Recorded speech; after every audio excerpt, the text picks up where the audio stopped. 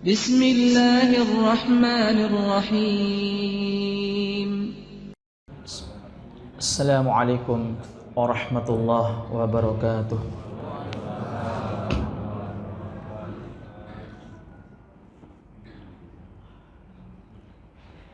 Alhamdulillahilladzi bi ni'matihi tatimmus shalihat. Segala puji bagi Allah yang dengan nikmat-nikmatnya maka sempurnalah kebaikan-kebaikan. Allahumma shalli wa sallim wa barik ala sayyidina wa habibina wa maulana Muhammadin wa ala alihi wa sahbihi wa sallama tasliman mazida. Ya Allah, berikanlah salawat serta salam serta nikmat kepada kekasih Engkau ya Allah, yaitu Nabi Muhammad sallallahu alaihi wasallam, dan mudah-mudahan kita semua senantiasa istiqamah di atas sunnah beliau sampai hari kiamat. Amin ya rabbal alamin. Bapak-bapak, ibu-ibu sekalian yang dirahmati Allah, kita akan melanjutkan kajian kitab Ahbabullah, 40 karakteristik mereka dicintai oleh Allah Subhanahu wa taala. Masih kita membahas karakter atau golongan yang dicintai oleh Allah adalah orang-orang yang berderma dan murah hati. Kata lain, ahlus sedekah, orang yang ringan tangan untuk membantu dan memberikan sebagian rezeki yang Allah titipkan kepada dirinya. Bapak ibu sekalian yang dirahmati Allah, Allah Subhanahu wa taala berfirman di dalam surah Ar-Ra'd di ayat yang ke-21 sampai 24. Ya, di layar ada ya. A'udzu billahi minasyaitonir rajim. Walladzina sabaru ibtigha'a wajhi rabbihim wa aqamus salata wa anfaqu mimma razaqnahum sirran wa alaniyah yadra'una bil hasanati sayyi'ata ulaika lahum 'uqbad dar jannatu 'adnin yadkhulunaha wa man salaha min abaihim wa azwajihim wa dhurriyyatihim wal malaikatu yadkhuluna 'alaihim min kulli bab salamun 'alaikum bima sabartum fa ni'ma 'uqbad dar. Allah Subhanahu wa taala berfirman, walladzina sabaru, adapun orang-orang yang bersabar, ibtigha'a wajhi rabbihim, yang mengharapkan wajah Allah Subhanahu wa taala. Mereka niatnya karena Allah. Bapak ibu sekalian, Allah memulai ayat ini dengan kalimat sabar, kemudian ibtigha'a wajhi rabbihim, dan niatnya adalah ikhlas. Kemudian wa aqamus sholata, dan menegakkan salat, wa anfaqu mimma razaqnahum, dan mereka yang senantiasa menginfakkan dari apa yang kami rezekikan kepada mereka.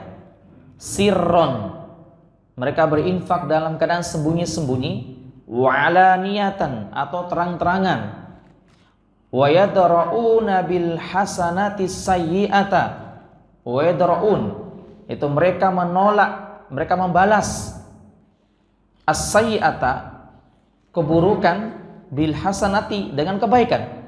Ulaika lahum 'uqbad dar, maka bagi mereka itu mendapatkan kebajikan yang besar. Apa kebajikan mereka itu? Jannatu 'adn, yaitu mereka akan dimasukkan oleh Allah ke dalam surga Aden. Allahu Akbar, luar biasa. Allah Subhanahu wa taala menyebutkan bahwa orang-orang yang senantiasa bersabar. Kenapa di awal ini Allah memulai dengan kalimat sabar, kemudian setelahnya itu adalah menegakkan sholat, dan berinfak. Kata para ulama, Allah memulai dengan kalimat sabar, itu menunjukkan bahwasanya setiap ada perintah dan larangan, maka kerjakan serta tinggalkan larangan itu harus dengan kesabaran. Oleh karenanya Syekh Muhammad bin Shalih Al-Utsaimin menukil perkataan Al-Imam Ibnul Qayyim di dalam kitabnya Madarijus Salikin, kitab yang sangat bagus untuk kita baca. Kitab Madarijus Salikin itu adalah ada 2 jilid, Bapak Ibu sekalian, membahas tuntas berkaitan dengan satu ayat di dalam surah Al-Fatihah, yaitu iyyaka na'budu wa iyyaka nasta'in. Itu dibahas dalam waktu kira-kira 4 tahun baru selesai itu. Iyyaka na'budu wa iyyaka nasta'in, itu 2 jilid. Nah, penjelasan Al-Imam Ibnul Qayyim di dalam kitab Madarijus Salikin itu ada di juz yang pertama. Beliau mengatakan bahwasanya manzilatus sabr, ada tingkatan kesabaran. Ada 3. Yang pertama adalah as-sabru ala ta'atillah, yaitu bersabar di atas ketaatan kepada Allah Subhanahu wa taala. Orang yang bersabar, orang yang mengerjakan ketaatan kepada Allah, maka harus bersabar. Kita datang ke majelis ta'lim seperti ini harus bersabar. Kita disuruh untuk melaksanakan sholat tahajud, qiyamul lail, kita harus bersabar. Bahkan kita disuruh untuk bersedekah, berinfak pun harus apa? Bersabar. Kenapa? Karena kalau kita tidak bersabar, maka kita tidak akan pernah bisa melawan hawa nafsu kita. Ya. Yang kedua apa? As-sabru fi tarki maksiatillah, yaitu bersabar di dalam meninggalkan apa? Kemaksiatan kepada Allah Subhanahu wa taala. Allah melarang kita mendekati riba.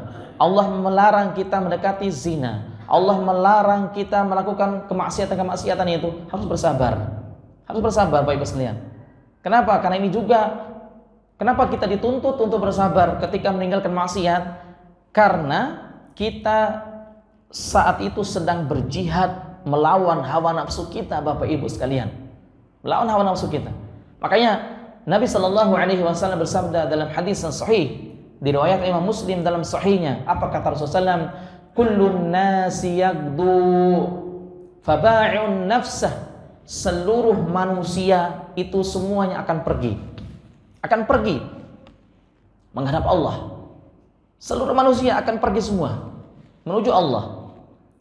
Faba'i'un nafsah. Lalu ada di antara manusia yang menjual dirinya. Kemudian kata Rasulullah SAW, lalu dia bisa membebaskan. Di sini ada 2 orang, kata Rasulullah SAW, ketika menjual dirinya ada 2 orang, ada 2 sifat. Yang pertama adalah dia bisa membebaskan dirinya melawan syaitan, melawan hawa nafsu, sehingga dia yang tadinya hamba dunia, yang tadinya hamba nafsu, yang tadinya hamba syaitan, kemudian menjadi hamba yang menciptakan nafsu itu. Siapa yang dimaksud? Allah Subhanahu wa taala. Yang tadinya dia mengikuti hamba syaitan, kemudian dia mengikuti hamba yang menciptakan syaitan itu.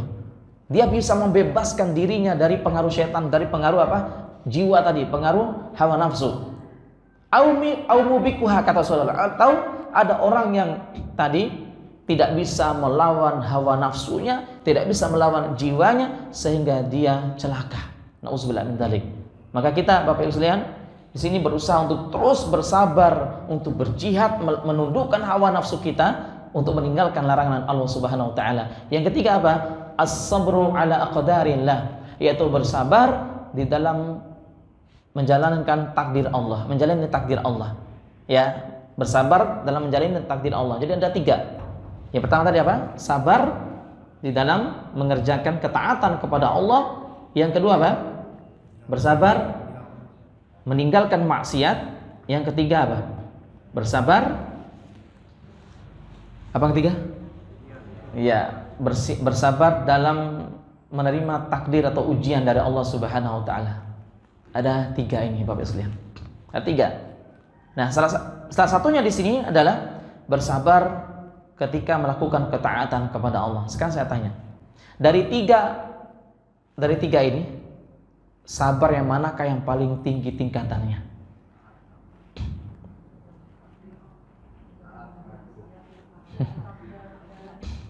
Yang paling tinggi yang mana kira-kira? Ketaatan ya? Dalilnya mana? Ketaatan ya. Ada ketaatan, ya maksudnya mengerjakan ketaatan dan meninggalkan kemaksiatan. Ya, meninggalkan kemaksiatan. Kalau kita kembali ke kisah Iblis dan Nabi Adam, keduanya ini tinggal di dalam surga tadinya, Pak. Iblis dan Nabi Adam tinggal di dalam surga. Kemudian Allah memberikan ujian kepada mereka berdua. Ujian yang pertama adalah Nabi Adam alaihissalatu wassalam, yaitu Iblis. Itu Iblis. Ujiannya apa? Ketika Allah memberikan ujian berupa perintah. Usjudu li Adam fasajadu illa Iblis. Perintahnya Allah adalah sujudlah kalian semua kepada Adam. Tapi semua mereka sujud illa Iblis, kecuali Iblis. Di sini perintah apa larangan kepada Iblis? Perintah apa larangan? Perintah. Tapi Allah menutupnya apa? Aba wastakbaro wa kana minal kafirin.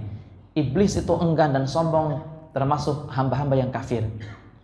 Kemudian Allah memberikan ujian kepada Nabi Adam alaihissalatu wassalam. Apa ujiannya? Itu meninggalkan larangan, menjauhkan larangan.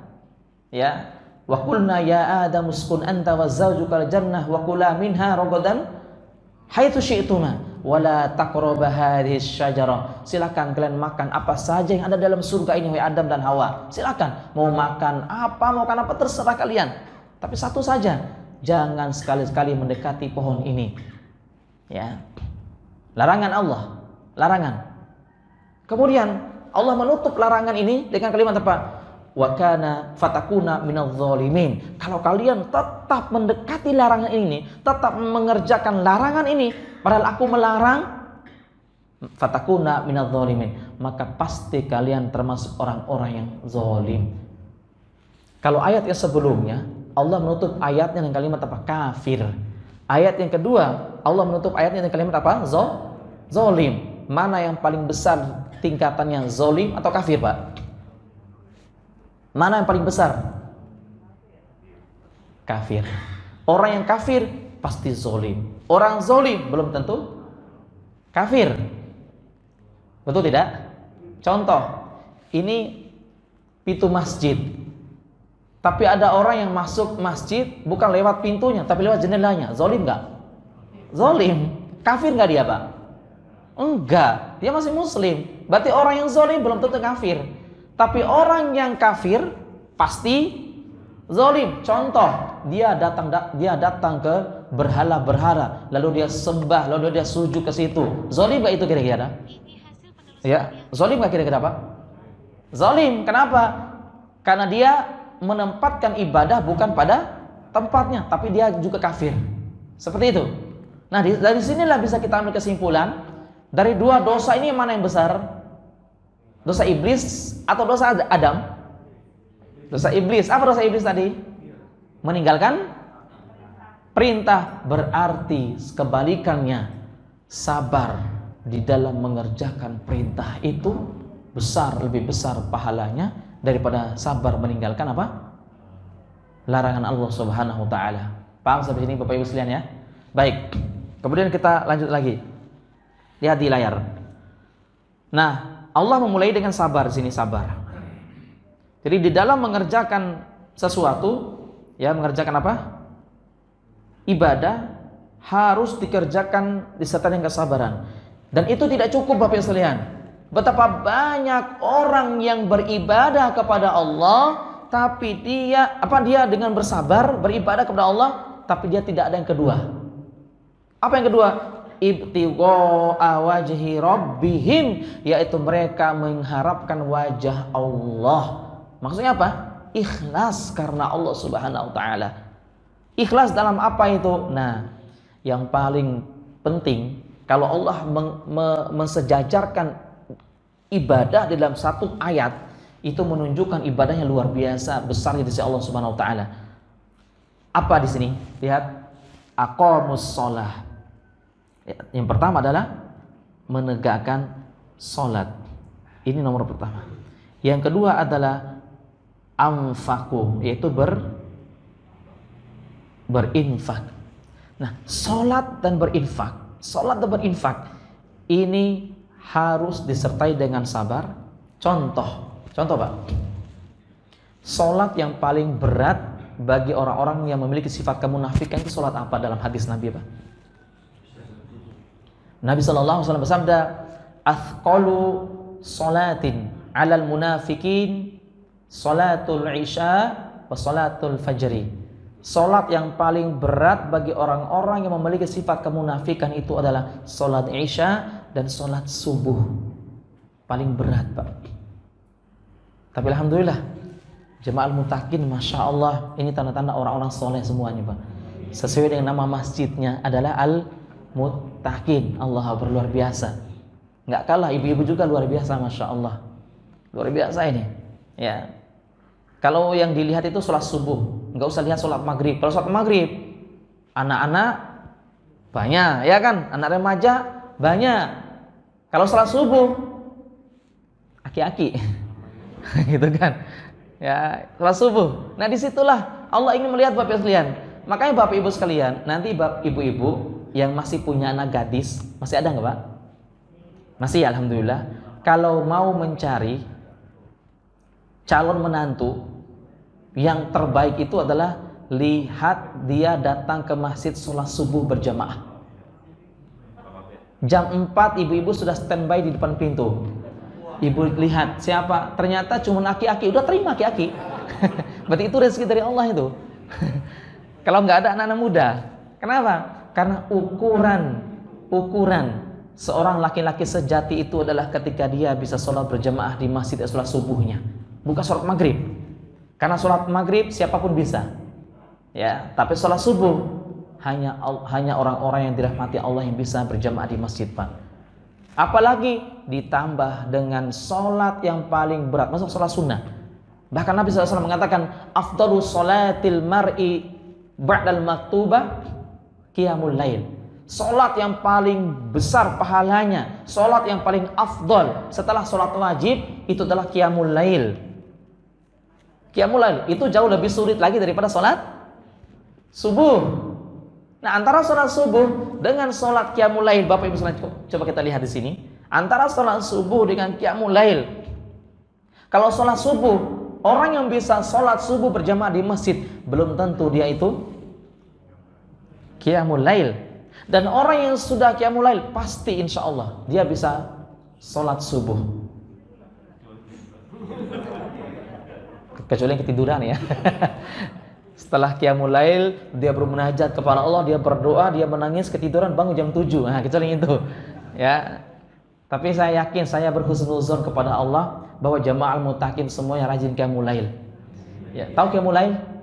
Apa? Bangun malam, bangun pipis, tidur lagi, gitu maksud saya. Itu qiyamul lail itu maksud saya. Ya. Baik sekalian. Nah, salat yang pertama, aqamus shalah. Yang kedua, wa anfaqu mimma razaqnahum. Mereka berinfak terhadap rezeki yang kami rezekikan kepada mereka. Salat, yang kedua adalah infak. Nih dua. Harus bersabar. Dan yang kedua harus apa? Ibtigha'a wajhillah. Mengharapkan apa? Wajah Allah. Maksudnya apa? Ikhlas karena Allah. Termasuk di sini yang paling besar adalah berinfak, bersedekah. Maka dari awal sudah kita sampaikan Bapak Ibu sekalian bahwa sedekah itu harus kita niatkan karena Allahu Jalla Jalaluh, bukan karena yang lainnya. Jangan sampai sekarang lagi viral seorang ustadz yang selalu mendakwahkan sedekah, lagi viral sekarang. Tahu kan maksudnya? Gak perlu sebutin namanya. Sebutin nama pun gak apa-apa. Ya, kenapa? Karena sudah tahu. ya kesana kemari mendakwakan sedekah, bahkan nauzubillah min dzalik. Kalau bahasa saya itu bukan menyuruh orang untuk sedekah, tapi merampok harta orang dengan cara kulit sedekah. Bayangkan, misal ibu-ibu datang ke majelis taklim seperti ini. Di tangannya ada emas, ada cincin, ada gelang gitu kan, pemberian dari suami. Ini gelang ibu infak juga. Kalau ibu nggak mau infak, ibu akan malu juga dilihat sama orang, betul tidak? Malu, waduh, infak nggak ya? Udah dilihat semua sama orang gitu kan. Kalau ibu nggak ngasih, malu ibu nanti. Enggak Ustadz, ini pemberian dari suami saya, nggak mungkin seperti itu. Kenapa? Ibu akan merasa malu, betul tidak? Ini dipaksa infak sedekah. Nauzubillah min dzalik. Itu merampok. Ya. Sedekah itu harus kita murni, ikhlas dari hati kita yang paling dalam. Tidak ada paksaan. Makanya Allah menyebutkan la ikraha fid din, tidak ada paksaan dalam agama. Sedekah, salat lain sebagainya tidak ada paksaan, Pak. Termasuk kita menyuruh orang untuk masuk Islam tidak ada paksaan. Kita juga menyuruh orang untuk sedekah, enggak usah dipaksakan kalau orang tidak ikhlas. Seperti itu. Kenapa? Sia-sia amal ibadah yang dia lakukan jika dia tidak ikhlas karena Allah, tidak mendapatkan pahala di sisi Allah Subhanahu wa taala. Nauzubillah min dzalik. Makanya kenapa di sini Bapak Ibu sekalian, ketika Allah menyebutkan sedekah, ya Allah Subhanahu wa taala setelah menyebutkan sedekah, lihat di sini Allah mengatakan sirron, kemudian wa'ala niyah. Apa maknanya? Sirron artinya sembunyi-sembunyi, wa'alaniyah artinya terang-terangan. Allah mendahulukan sembunyi-sembunyi, kemudian yang kedua baru apa? Terang-terangan. Maknanya apa Bapak Ibu sekalian? Sedekah yang paling utama itu adalah sedekah dengan cara sembunyi-sembunyi. Sampai-sampai Nabi sallallahu alaihi wasallam bersabda, sab'atun yudhilluhumullahu yaumil qiyamati la dhilla illa dhilluh. Ada 7 golongan yang akan dinaungi oleh Allah pada hari kiamat nanti. Dipayungin sama Allah di padang mahsyar. Tidak ada naungan kecuali naungan Allah. Tidak ada payung kecuali payung dari Allah Subhanahu wa taala. Kita tidak akan merasakan panasnya matahari. Bayangkan, kata Nabi sallallahu alaihi wasallam, tadnu syamsu 'ala, yaitu matahari diletakkan di atas kepala yang sejauh 1 mili. Tidak ada satupun dalil yang mengatakan 1 jengkal, Bapak Ibu sekalian. Jangan ikuti kata siapa? Kata guru, itu salah. Enggak ada dalilnya. Satu yang terkenal selama ini 1 jengkal ya. Enggak ada satupun dalilnya. Yang benar itu adalah 1 mili, lebih dekat daripada 1 jengkal. Sama penjual parfum itu berapa mili Ibu? 1, 2 mili, 10 mili kayak gitu. Nah, sejauh 1 mili itulah matahari didekatkan di atas kepala kita di padang mahsyar nanti. Salah satu yang tidak akan merasakan panasnya matahari adalah, kata Nabi SAW, rajulun yatasaddaqu biyaminihi hatta la ta'lama bishimalihi, yaitu seseorang yang menginfakkan hartanya dengan tangan kanannya sampai-sampai tangan kirinya tidak mengetahui apa yang dilakukan oleh tangan kanannya. Bukan kayak gini, ini keluarin uang, bukan kayak gini. Kesembunyikan tangan kiri kan? Bukan ini maksudnya, Pak. Maksudnya itu adalah kita berinfak hanya Allah, kemudian orang yang menerima itulah yang mengetahui, yang tahu apa yang kita infakkan tadi, Pak. Itu lebih utama daripada kita terang-terangan. Nah, di sini bolehkah Ustadz berinfak dengan terang-terangan? Boleh, berdasarkan ayat ini. Wa'alaniyah, dia juga berinfak dengan terang-terangan dengan syarat. Dengan syarat. Kata para ulama adalah syarat yang pertama tetap niatnya karena Allah, yang kedua dia berinfak dengan terang-terangan itu niatnya adalah untuk mengajak orang lain supaya mau berinfak juga. Itu tidak bermasalah. Tapi yang lebih utama dan lebih afdal itu adalah dia memberi, dia berinfak dengan sembunyi-sembunyi. Ini pernah dicontoh oleh para salaf kita, yaitu khalifah yang kelima. Siapa? Masih ingat? Siapa nama khalifah yang kelima setelah Ali bin Abi Thalib radhiyallahu anhu? Utsman. Pertama Khalifah Abu Bakar As-Siddiq, yang kedua Umar bin Khattab radhiyallahu anhu, yang ketiga Utsman bin Affan, yang keempat Ali bin Abi Thalib, yang kelima Hasan al-Mubarak. Siapa yang kelima, Pak Ibu?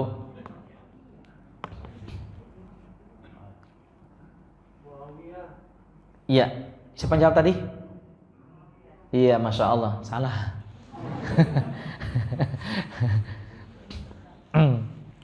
Bukan.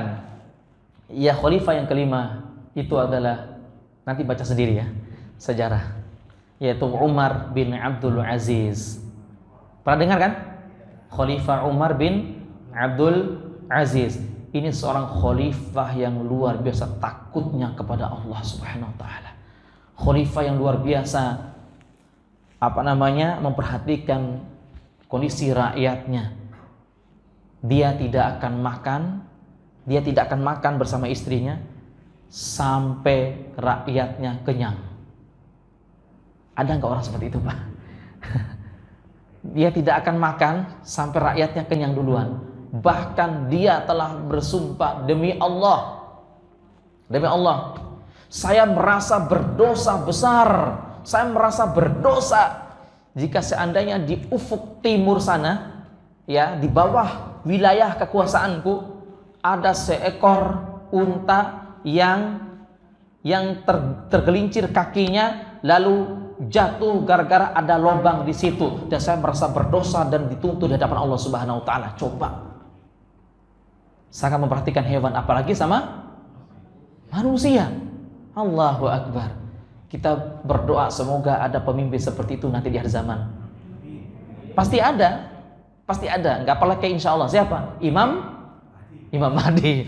Itu, iya, Imam Mahdi pasti insya Allah. Ya, Imam Mahdi seorang pemimpin yang luar biasa. Seluruh manusia itu makmur kehidupannya. Cuma Imam Mahdi nanti di akhir zaman, beliau menjabat hanya 7 tahun saja. Selain itu udah nggak ada lagi.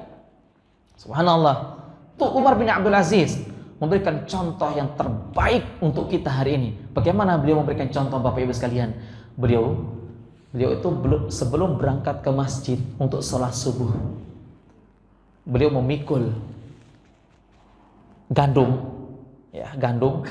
Dia sendiri yang memikul gandum, kemudian meletakkan sedikit-sedikit, ya mungkin berapa liter lah, diletakkan di tiap depan pintu rumah warganya, rakyatnya.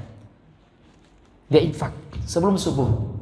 Ketika suami-suami mereka keluar menuju masjid, mereka sudah mendapatkan ada satu kantong gandum di situ, ada satu kantong makanan.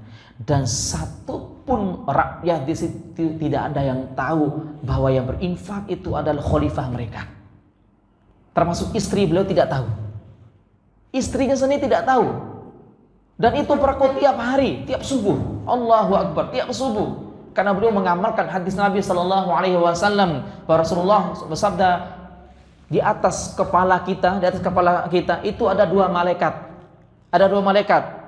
Malaikat yang pertama berdoa kepada Allah, Allahumma, ya Allah ya Rabb, gantikanlah harta kekayaan si fulan bin fulan yang telah berinfak tadi subuh ya Allah.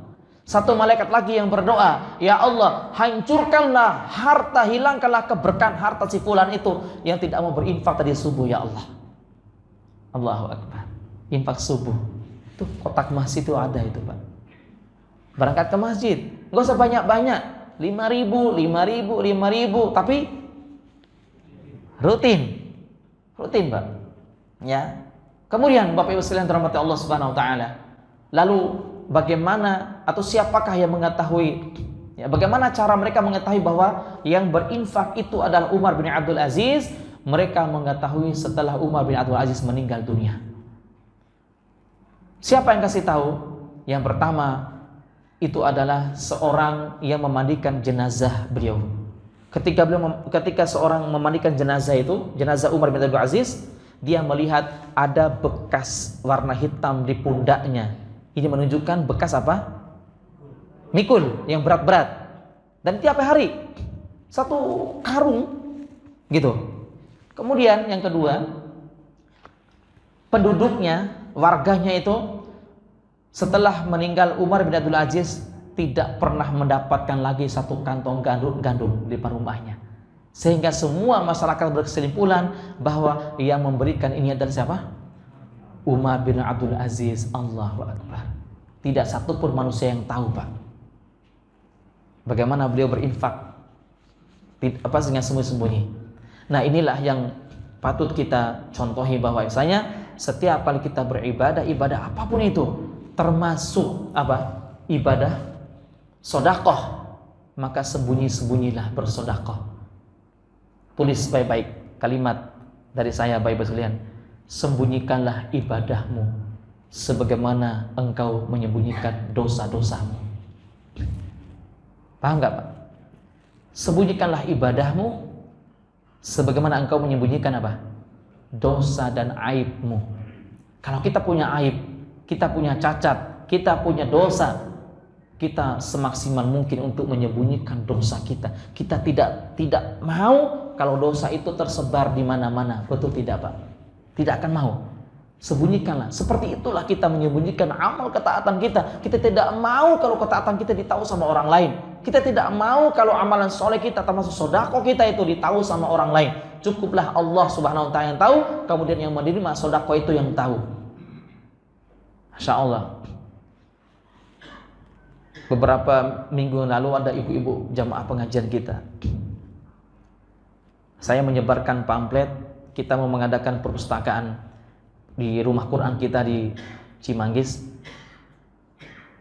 buku-buku Indonesia berbahasa Indonesia. Dananya adalah 15 juta, nggak banyak, 15 juta. Jadi yang terkumpul sekarang lebih kurang 9 jutaan lah, 9 jutaan lebih kurang. Ada ibu-ibu yang transfer ke rekening yayasan kami, ini Ustadz 6 juta, saya infak untuk beli buku. Akhirnya saya bikin laporan, saya sebarkan. Wah, ternyata dia marah juga. Maaf Ustadz, kenapa dikasih nama saya? Tolong hapus nama saya, kasih hamba Allah saja. Masya Allah, itu luar biasa. Itu tanda-tanda orang yang ikhlas. Dia tidak mau kalau namanya disebut ketika berinfak. Berbeda dengan kita. Kita datang ke masjid, Pak, ini 100.000 buat masjid, tolong umumkan paling besar suara saya nih, nama saya katanya. Nah, ini Allahu Akbar, kurang ikhlas, ya. Kemudian lihat lagi Bapak sekalian. Yang berikutnya, wa yadra'una bil hasanati sayyi'atah. Coba, ini unik sekali bahasa Arabnya di sini, Pak. Mukjizat Al-Qur'an. Di sini unik sekali, Pak. Di sini ada kalimat wa yadra'una, yaitu mereka membalas bil hasanati, membalas dengan kebaikan, as-sayyi'ata, yaitu kejahatan. Uniknya di sini, di dalam bahasa Arab as-sayyi'ah ini, Pak, yang saya bulat ini, sayyi'ah di dalam bahasa Arab artinya keburukan.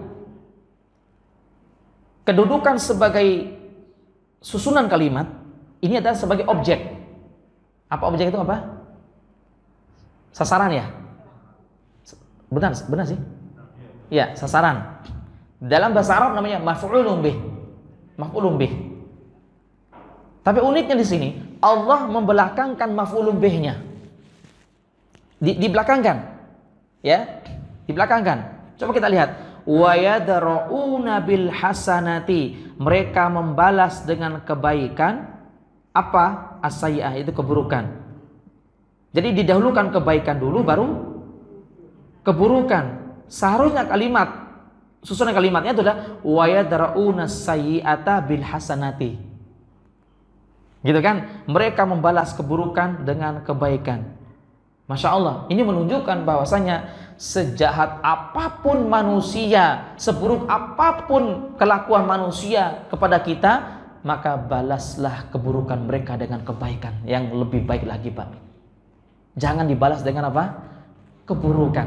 Contoh, ada orang yang berinfak, memberikan misalnya 100.000 buat si fulan. Dia memang sangat membutuhkan itu uang 100.000, Pak.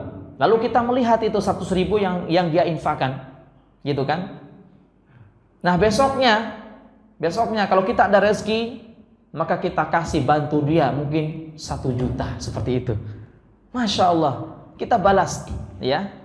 Seandainya ada juga orang yang mencaci maki kita, maka balas dengan doakan dia, ya Allah, semoga dia mendapatkan kebaikan, semoga dia dapat diberikan hidayah. Doakan dia. Jangan, ya Allah, dia telah menzalimi hamba, hancurkan dia, ya Allah. Nauzubillah min dzalik. Jangan. Makanya Allah Subhanahu wa taala mengatakan, balaslah keburukan itu dengan apa? Dengan kebaikan. Dan Bapak Ibu sekalian, ingat, tidak akan bisa kita membalas kebaikan, membalas keburukan orang dengan kebaikan kecuali yang dibutuhkan di sini adalah 2. Nah, maka di awal nih, ngerti nggak Pak? Kita tidak akan pernah bisa membalas keburukan-keburukan orang itu dengan kebaikan kecuali yang dibutuhkan di sini adalah ada 2. Yang pertama apa tadi? Hah?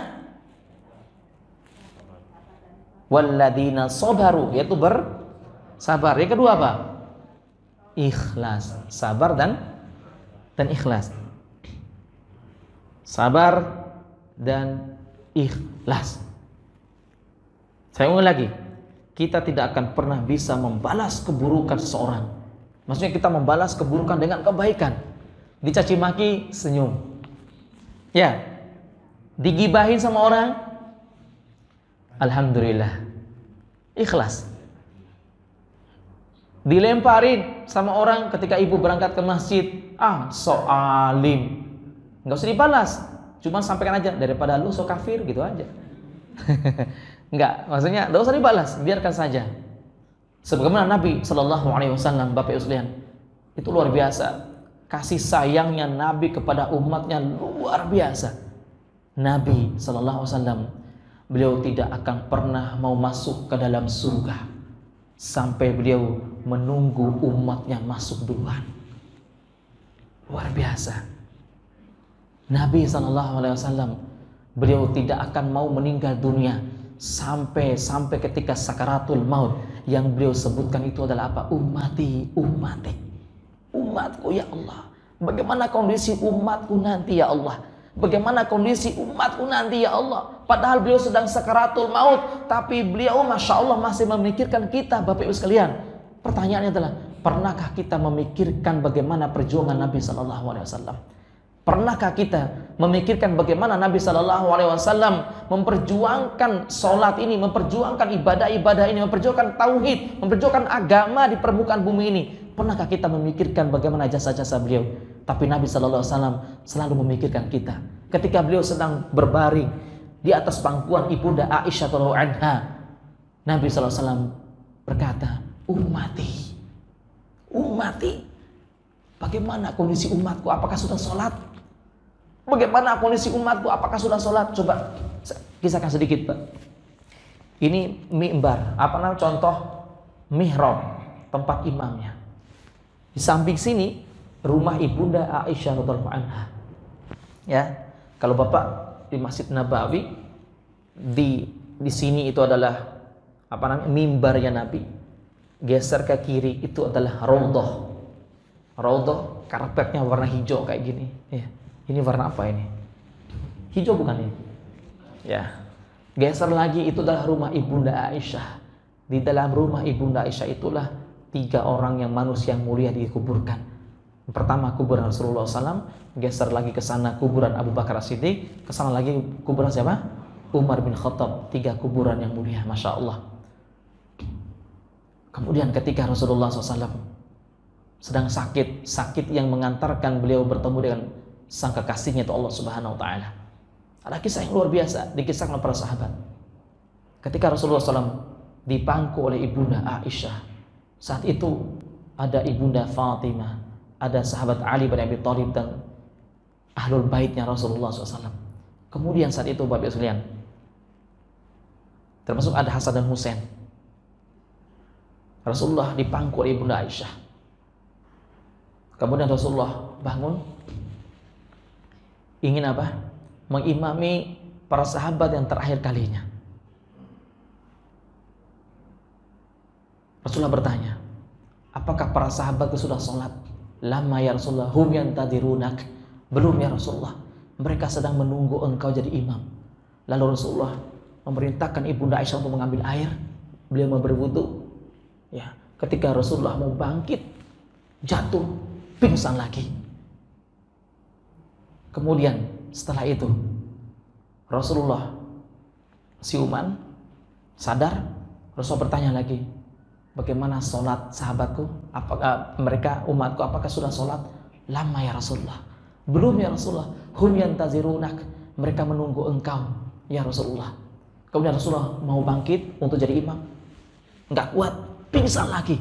Begitu terus menerus, panas badannya Rasulullah. Mungkin kalau sekarang di atas 40 derajat Celcius lah, saking panasnya Nabi SAW. Mereka menunggu engkau ya Rasulullah. Coba. Kemudian Rasulullah SAW pasiuman, Ibunda Aisyah berkata, ya Rasulullah. Rasulullah bersabda kepada Ibunda Aisyah, kalau begitu tolong suruh bapakmu Abu Bakar As-Siddiq untuk mengimami apa? Sholat para sahabat. Ibunda Aisyah berkata, la ya Rasulullah, tidak ya Rasulullah. Bapakku itu orang yang gampang nangis. Baru surat Al-Fatihah itu sudah menangis, nggak kuat untuk melanjutkan ayat berikutnya. Ya. Akhirnya Rasulullah tetap memerintahkan Abu Bakar As-Siddiq radhiyallahu anhu. Nah, kemudian Bapak sekalian, ketika Abu Bakar yang jadi imam, para sahabat itu merapatkan shaf itu luar biasa. Kemudian Rasulullah membuka pintu di sini, pintu Ibunda Aisyah, keluar sejenak untuk melihat bagaimana kondisi sahabatnya terakhir kalinya saat itu. Kemudian Rasulullah SAW melihat, membuka tabir. Nah, di situ di belakang Abu Bakar itu ada sahabat siapa?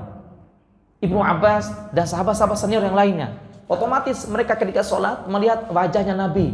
Lalu saat itu terjadi fitnah. Apa fitnahnya? Para sahabat saking gembiranya, saking senangnya membatalkan sholat. Apa kata sahabat? Rasulullah hidup lagi. Rasulullah mau keluar mengimami kita. Pokoknya heboh lah saat itu. Senangnya luar biasa. Kemudian Rasulullah SAW menutup lagi tirai. Kemudian Rasulullah tidur di pangkuan Ibunda Aisyah. Nah, saat itu Rasulullah SAW terus menyebutkan kita, ummati, ummati, ummati, ummati, umatku ya Allah, umatku ya Allah, umatku ya Allah. Rasulullah SAW berdoa kepada Allah agar Allah selalu membimbing dan memberikan taufik hidayah kepada kita ya hari ini. Itu di penghujung nyawanya Rasulullah SAW masih mendoakan kita, Bapak-Ibu sekalian. Ummati, ummati, ummati, ummati. Luar biasa. Sampai Rasulullah SAW apa? Meninggal dunia di pangkuan siapa? Ibunda Aisyah radhiyallahu anha. Itu bagaimana Rasulullah memikirkan nasib kita. Ya, semoga kita mendapatkan syafaat dari Rasulullah SAW. Ya, Allahumma shalli ala Muhammad, Allahumma shalli ala Muhammad, Allahumma shalli ala sayyidina Muhammad wa ala Muhammad. Bapak-ibu sekalian dirahmati Allah Subhanahu wa taala. Coba kita lihat bagaimana Rasulullah ketika beliau berangkat ke Taif. Berangkat ke Taif ditemani oleh Zaid bin Harithah, anak angkatnya. Saat itu, Bapak pernah ke Taif nggak? Belum pernah ke Taif? Dari Mekah ke bagian utara, kira-kira berapa puluh kilo sana? Ya, 80-an kilo lebih kurang. Dari Mekah ke Taif. Itu satu-satunya kota di Saudi Arabia yang luar biasa sejuk seperti puncak Bogor.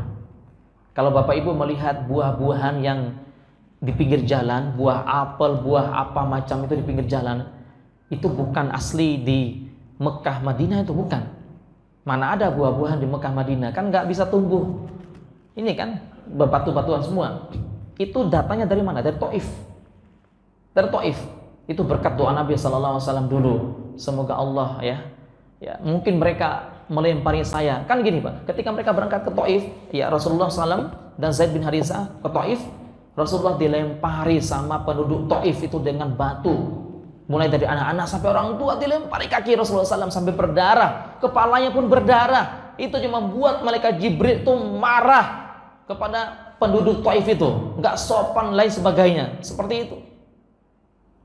Datang kedua malaikat, namanya Malakul Jabal, malaikat yang penjaga gunung itu. Ya Muhammad,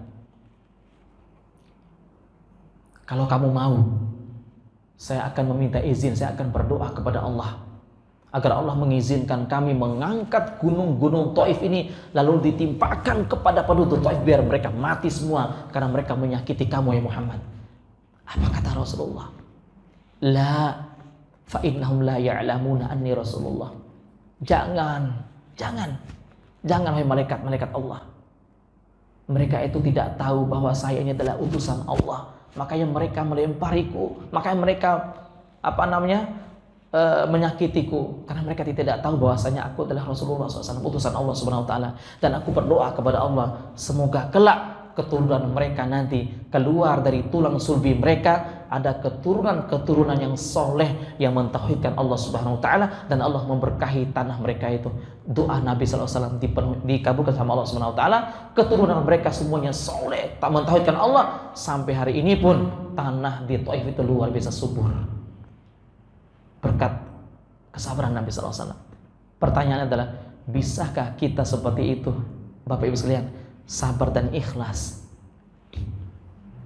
Bisa nggak kira-kira? Kita dicaci maki sama orang, kita dicemooh sama orang, kita masih bisa bersabar, ya, masya Allah. Semoga kita semua termasuk orang yang bersabar dan orang-orang yang ikhlas. Kenapa harus ikhlas? Saya bacakan satu hadis Nabi SAW, Bapak Ibu sekalian. Rasulullah SAW bersabda, "Awwalu, sesungguhnya orang yang pertama akan menjadi koreknya neraka jahanam." Koreknya, tahu koreknya itu? Ya, akan menyalakan api jahanam. Orang yang pertama kali menjadi koreknya, ya, menjadi baranya api neraka jahanam, itu adalah 3 orang ahlul ibadah. 3 orang ahlul ibadah. Yang pertama itu adalah qari'ul Quran, itu mereka yang ahli di dalam membaca Al-Quranul Karim. Mereka yang ahli dalam ilmu, ahli di dalam membaca Al-Quranul Karim. Mereka pandai membaca Al-Quran, mereka pandai dalam segala bidang ilmu-ilmu akhirat. Kemudian ketika diadili oleh Allah Subhanahu wa taala, dengan apa ilmu yang kamu lakukan itu? Kamu ngapain saja? Kata mereka ini, ya Allah, kami dulu memiliki ilmu, hamba dulu ahlul Quran, itu tujuannya adalah meniatkan karena Engkau ya Allah, mencari ridho Engkau ya Allah, ikhlas karena Engkau. Apa kata Allah? Kadzabta, dusta kamu. Kamu membaca Al-Quran, kamu mengajarkan ilmu, berdakwah ke sana kemari, bukan karena mencari ridhoku, tapi supaya dipuji oleh manusia. Nauzubillah min dzalik. Agar kamu dikatakan orang yang alim, agar kamu dikatakan sebagai ahlul Quran. Maka Allah menyuruh kepada penduduk, kepada malaikat, lemparkan orang ini ke dalam neraka jahanam. Ahlul ibadah. Yang kedua, orang yang suka berinfak, dermawan. Orang suka berinfak. Dengan apa kamu lakukan, kamu ngapain saja dengan harta yang kamu miliki.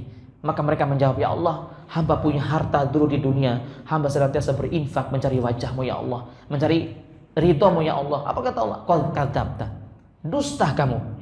Kamu berinfak supaya dikatakan apa? Dermawan. Kamu berinfak supaya dikatakan orang yang baik. Wahai malaikatku, lemparkan orang ini ke dalam neraka jahanam. Ahlu ibadah. Sama yang ketiga apa? Mujahid, orang yang berjihad, supaya dikatakan apa?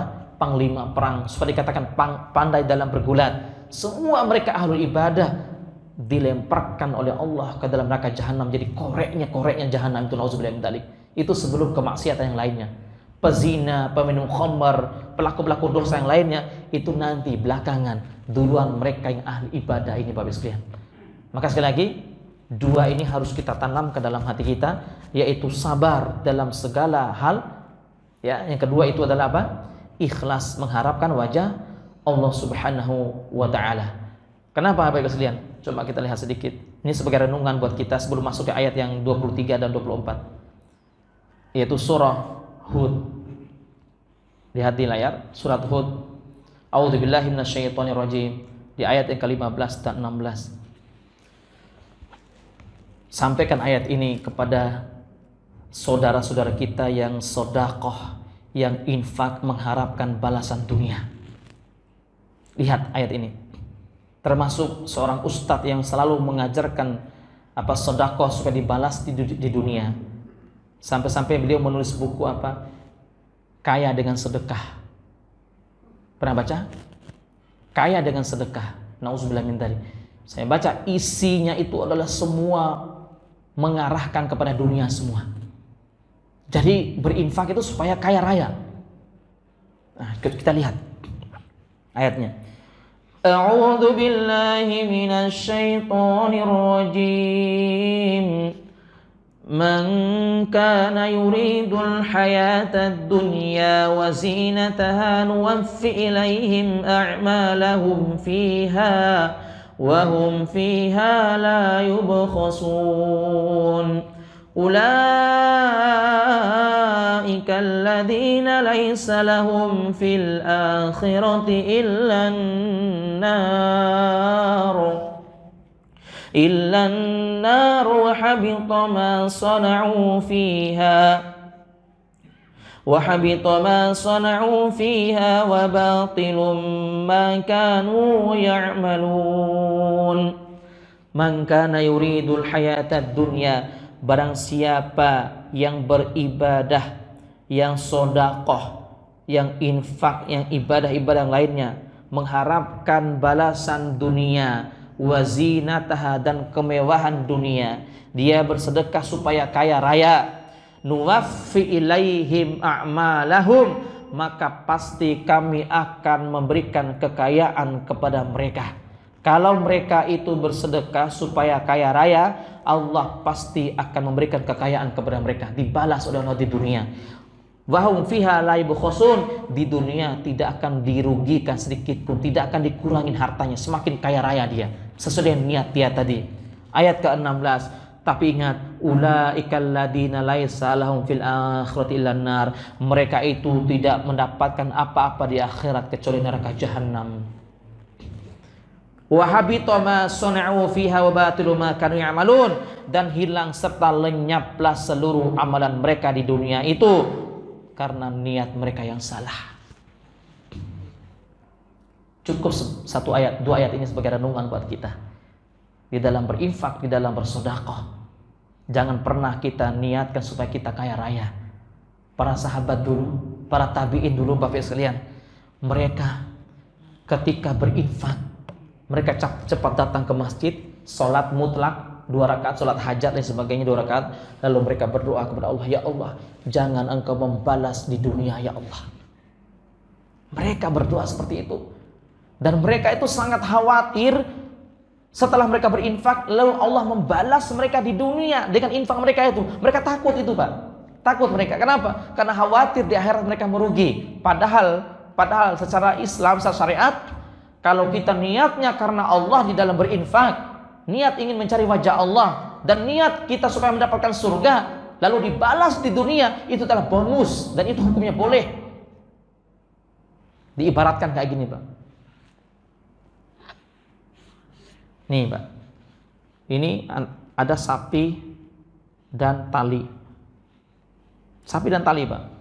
Bapak, Ibu datang ke pasar. Ibu datang ke pasar, lalu bilang, Pak, saya mau beli sapi 1 ekor. Pasti orang yang penjual sapi itu akan memberikan sapi plus talinya. Tapi Bapak datang ke mana? Ke pasar, Pak, saya mau beli tali, sekalian dong sapinya 1. Nggak akan mungkin. Seperti itulah logika daripada dunia dan akhirat. Bapak beribadah, kita beribadah, sedekah, lalu mengharapkan akhirat. Kita mengharapkan wajah Allah Subhanahu wa taala, ya. Maka kalau kita mengharapkan akhirat, insya Allah kita membeli sapi, insya Allah pasti akan dikasih apa? Tali. Kita mengharapkan akhirat, insya Allah Allah akan memberikan dunia untuk kita itu. Tapi kalau kita mengharapkan dunia, kita datang ke pasar membeli 1 tali, maka tidak mungkin Allah memberikan sapi. Begitu juga kita mengharapkan dunia, maka akhirat merugi. justru dibalas dengan neraka. Nauzubillah min dzalik. Gitu Bapak Ibu sekalian. Itu logikanya seperti itu. Nah, kemudian kita lanjut lagi. Lihat. Di dalam surah apa tadi? Ar-Ra'd ya. Ayat berapa? 22. Ya, 22. Belum selesai pembahasan kita.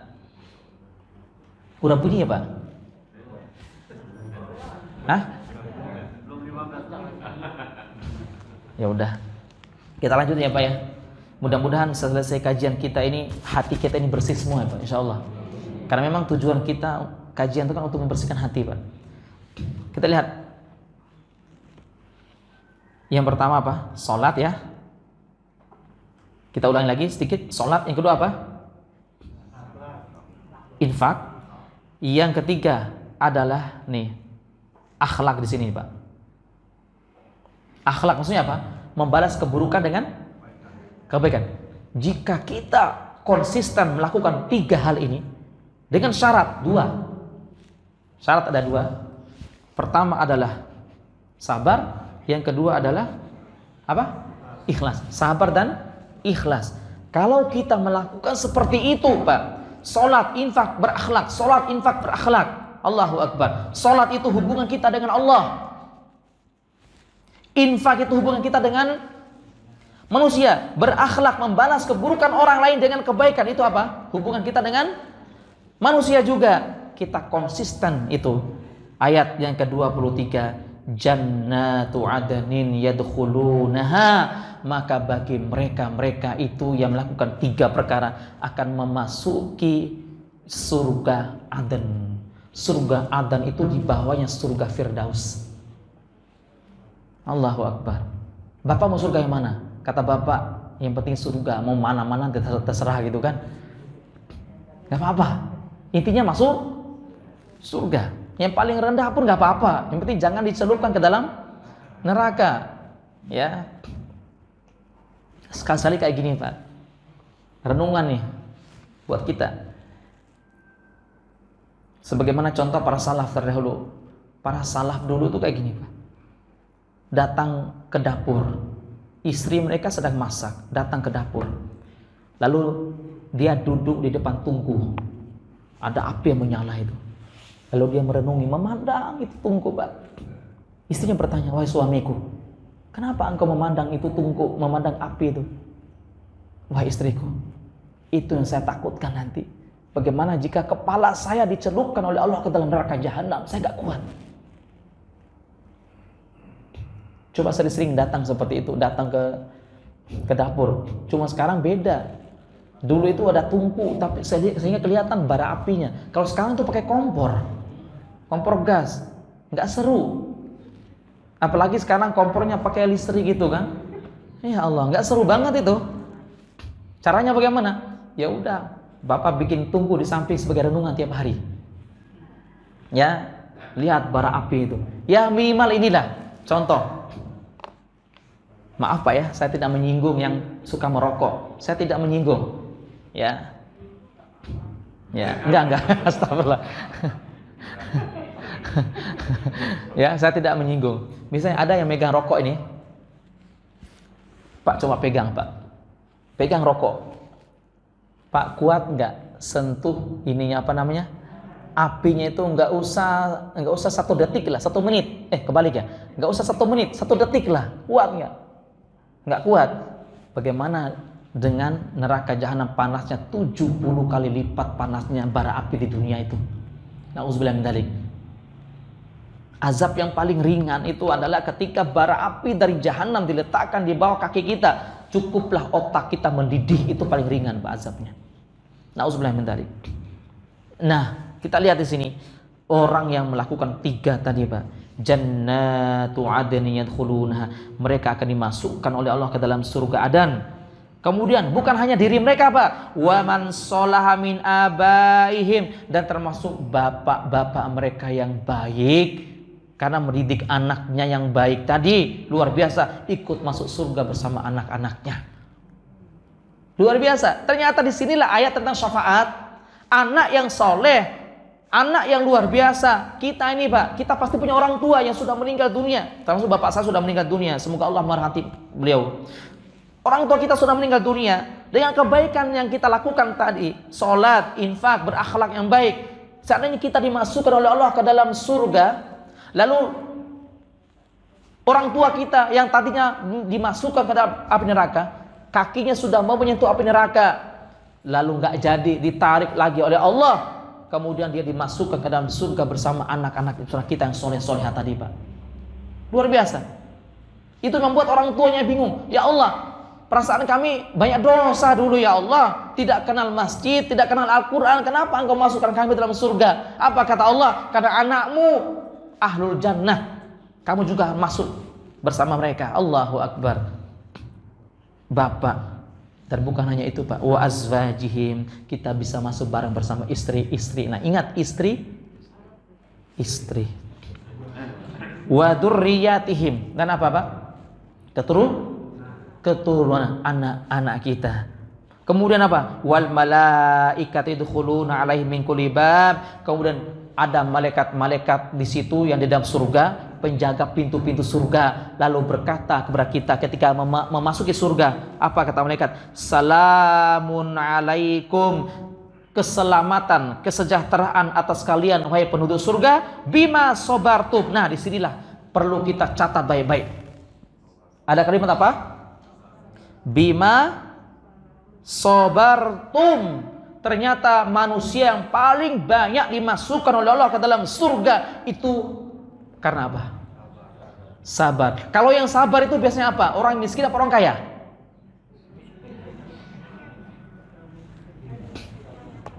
Nah, disinilah kata para ulama bahwa mana yang paling baik? Kaya yang bersyukur dengan miskin yang bersabar. Ayo.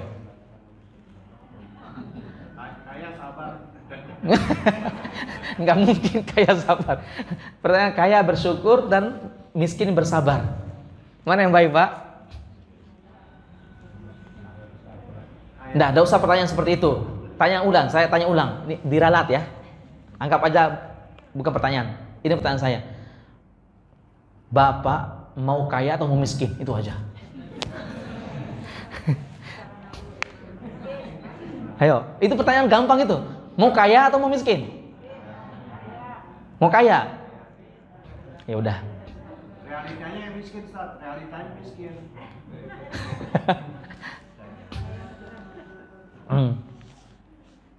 Tahu nggak orang kaya itu apa? Orang kaya itu kata Nabi, kata para ulama itu, orang kaya itu adalah ketika di rumahnya ada kurma, itu kaya aja. Kalau dia nggak punya kurma di rumahnya, walaupun rumahnya berlantai-lantai, bertingkat-tingkat, itu orang miskin itu orang. Itu Pak. Makanya beli kurma tiap hari gitu. Itu orang kaya seperti itu, ya. Kita lanjut lagi Pak. Pertanyaan terakhir, mau kaya apa miskin? Kompak. Kalau saya ditanya mau kaya atau mau miskin, maka saya pasti menjawab, tergantung ibu-ibu ya. Mau jawab apa ibu? Saya ikut. Hah? Mau miskin? Ya, alhamdulillah. Saya ikut, saya mau kaya. Kita pengen menjadi orang kaya, tapi kaya hati maksudnya. Kaya hati. Maka Nabi SAW, laisal ghina an kathratil mal. Bukanlah kaya itu kaya harta yang banyak, bukan. Tapi ghinaun nafs. Namun yang kaya itu adalah kaya jiwa. Jiwa apa? Walaupun sedikit yang dia punya dari rezeki Allah, dia tetap bersyukur kepada Allah. Tidak pernah mengeluh dengan kemiskinan dia. Dia bersabar. Makanya yang paling banyak isi surga itu adalah orang-orang miskin tapi bersabar. Makanya di sini dikatakan salamun alaikum bima sabartum. Kesejahteraan bagi kalian karena kesabaran kalian, kata para malaikat. Allahu Akbar. Mudah-mudahan kedua sifat ini bisa kita aplikasikan, yaitu sabar dan apa? Ikhlas dalam segala hal, termasuk dalam bersedekah tadi, supaya kita mendapatkan apa? Pahala yang besar dari Allah Subhanahu wa taala, dan tentunya kita mengharapkan surga. Masya Allah. Ada pertanyaan Bapak Ibu, silakan sebelum kita tutup. Insya Allah kita lanjut tahun depan lagi ya. Tahun depan Pak ya. Tahun depan insya Allah. Setiap pekan yang keempat tahun depan, akhir bulan Januari ya. Masya Allah. Ya, silakan Pak. Oh iya. Fa ni'ma ukbadar ya. Sama Pak. Fa ni'ma ukbadar, dan itu adalah sebaik-baik kenikmatan bagi orang yang melakukan kebajikan. Ya, bagi orang yang melakukan kebajikan. Ukbadar itu artinya kebajikan. Ya. Sebaik-baik kenikmatan bagi orang yang melakukan kebajikan. Kebajikan apa di sini? Ada 3 tadi ya. Salat. Kemudian kedua adalah berinfak. Yang ketiga itu adalah berakhlak, membalas keburukan dengan kebaikan. Seperti itu. Orang maksudnya tuh membalas air tuba dibalas dengan air susu. Nah, itu nyanyinya siapa dulu itu? Mansur S. Apalah itu? Nah, itu ya. Masya Allah. Ya, saya ingat dulu itu. Jadi itu Pak, balas air tuba dibalas dengan air susu. Luar biasa. Jangan dibalik. Air susu dibalas dengan air tuba. Jangan. Ya, kita seperti itu. Nah, dengan syarat sabar dan ikhlas mengharapkan wajah Allah, maka kita akan dimasukkan oleh Allah Subhanahu wa taala dalam jannatu adan, surga adan insyaallah. Semoga jamaah al-mutakin semuanya dimasukkan dalam surga ini ya. Insyaallah. Baik, kita tutup dengan doa kafaratul majlis. Subhanakallahumma bihamdik asyhadu an la ilaha illa anta astaghfiruka wa atubu ilaik. Allahumma shalli ala Muhammad wa Muhammad. Allahumma barik lana fi bukurina ya Allah ya Rabb. Berkahilah kita semua di pagi hari ini ya Allah. Ya Allah, Allahumma fir lana warhamna wa'atik riqabana minan nar ya Allah. Ampunkanlah dosa-dosa kami ya Allah ya Rabb, dan rahmatilah kami semua ya Allah ya Rabb. Allahumma la tada' lana dhanban illa ghafarta ya Allah ya Rabb. Jangan Engkau biarkan jamaah al-mutakin bangun dari tempat duduk mereka kecuali Engkau mengampuni dosa-dosa kami semua ya Allah ya Rabb. Dan masukkanlah kami ke dalam jannatu adan dan jalan firdaus. Amin ya rabbal alamin. Assalamualaikum warahmatullahi wabarakatuh.